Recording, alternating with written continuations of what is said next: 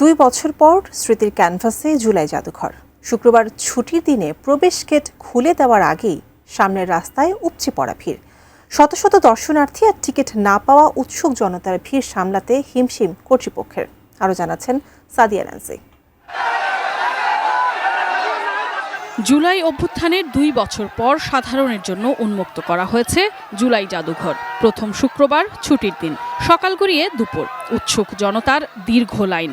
প্রবেশের গেট একটি, গেট খুলে দেওয়ার সময় 3টা হলেও নির্ধারিত সময়েও খোলা হয়নি গেট। অপেক্ষার বাঁধ ভেঙে প্রবেশ গেট দিয়ে দর্শনার্থী জোরপূর্বক ঢুকে পড়ে। এমন বিড়ম্বনায় ভোগান্তিতে পড়েন নারী আর শিশুরা। এই ম্যানেজমেন্টটা আরও একটু হাই কোয়ালিটির হওয়া উচিত ছিল।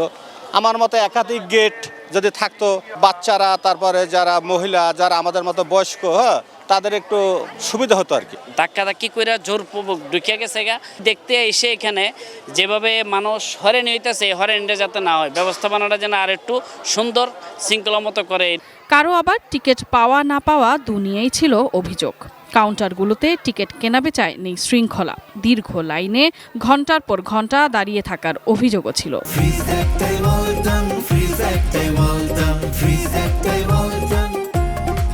আসলে অনেকটাই ভোগান্তি হয়েছে। আমি প্রায় 1 ঘন্টার মতো অপেক্ষা করলাম। মনে হচ্ছিল যে এখানে আরেকটা 3 আগস্টের আংশিক অংশ দেখা যাচ্ছে।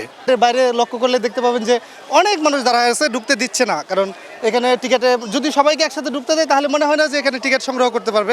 রক্তঝরা দিনগুলোর আলোকচিত্র আর স্মৃতি পুরো গণভবন প্রাঙ্গণে। আন্দোলনটা হয়েছিল সেটাতে আমি সবকিছু দেখতে পাইনি, কি কি হয়েছিল, কোথায় কি, সেটা দেখার জন্য আর কি এখানে আসছি।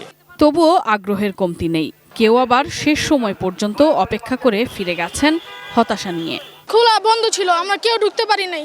মুক্তির মন্দির সোপান তলে কত প্রাণ হলো বলিদান।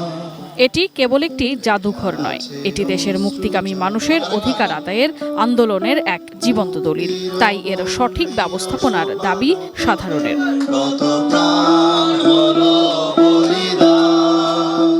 সাদিয়া নান্সি, এটি নিউজ, ঢাকা।